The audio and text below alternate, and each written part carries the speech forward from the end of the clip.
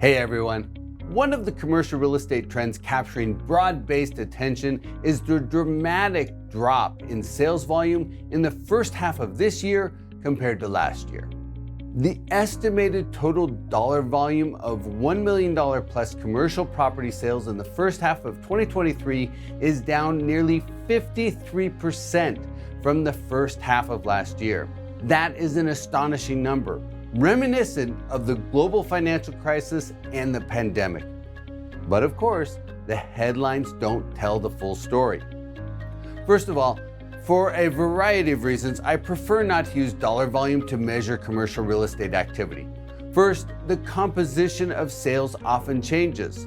If the number of high-priced property sales changes, it can have an outsized effect. For example, when comparing sales in the first half of 2023 with the first half of last year, the total dollar volume of properties over 20 million was down almost 60%. Meanwhile, the total dollar volume of small property sales between $1 and $10 million was down by 40%. In addition, changes in valuation can amplify the effects. Property prices were at or near their peak in the first half of 2022, and they have since come down some. That also affects the dollar volume of sales. So rather than measuring the commercial real estate market in dollars, I prefer to measure it by transaction count. Using this measurement, the total estimated commercial real estate transaction count over $1 million in the first half of 2023 was down by 41% compared to last year. The hardest hit segment is still the 20 plus million price tranche, with deal activity down 56%, while the 1 to 10 million tranche was down by about 39%.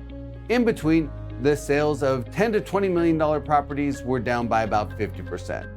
I do want to point out that the first half of 2023 numbers are a modeled estimate. We do not yet have a complete compilation of the commercial real estate transactions from the second quarter. That said, we also need to consider that the first half of last year was by far the most active half on record, with nearly 50,000 commercial real estate transactions over $1 million. To put that in perspective, the 10-year average number of transactions over $1 million from 2012 through 2021 was about 30,000 per year, which happens to be roughly in alignment with our estimate for the first half of 2023. So even though there was a dramatic drop in activity when comparing this year versus last year, when you look at the long-term trends, the first half of 2023 was about on par with the longer-term average. But the composition of those sales did change. Apartment transactions were 17% below average in 2023, with smaller transactions between 1 and 10 million down 19.4% from average. And while the 20 million plus apartment transaction activity were only 5% below average, they took a disproportionately large hit compared to 2022, down over 60%.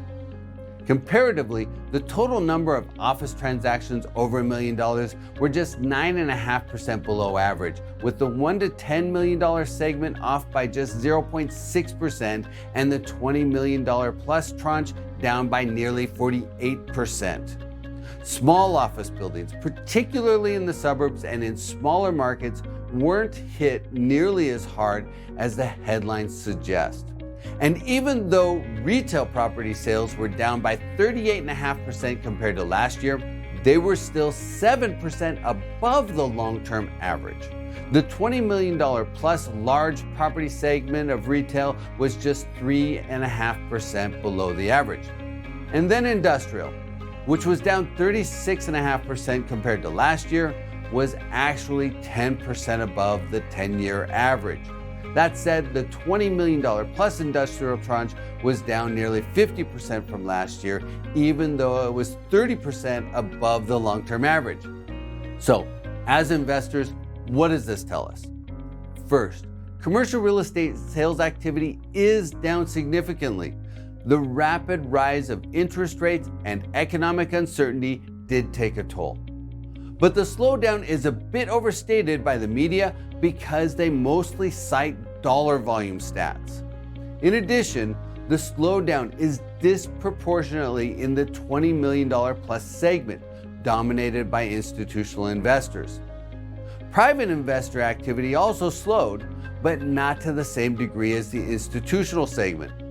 As a result, private investors now constitute more than 61% of the total buyer pool, and that number is per Real Capital Analytics, which only tracks deals above $2.5 million.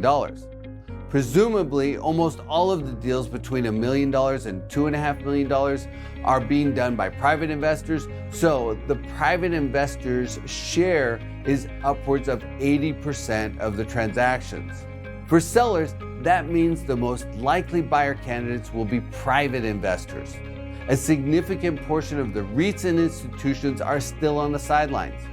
For buyers, that means competition for assets remains less intense than it was historically, especially for larger assets. I believe the market has already started the price discovery process, and the expectation gap between buyers and sellers could begin to narrow later this year. As I've highlighted in past videos, times of uncertainty like this often bring some of the best investment opportunities. So as always, I recommend that investors look beyond the market of today and position for the future by keeping their eyes on the horizon.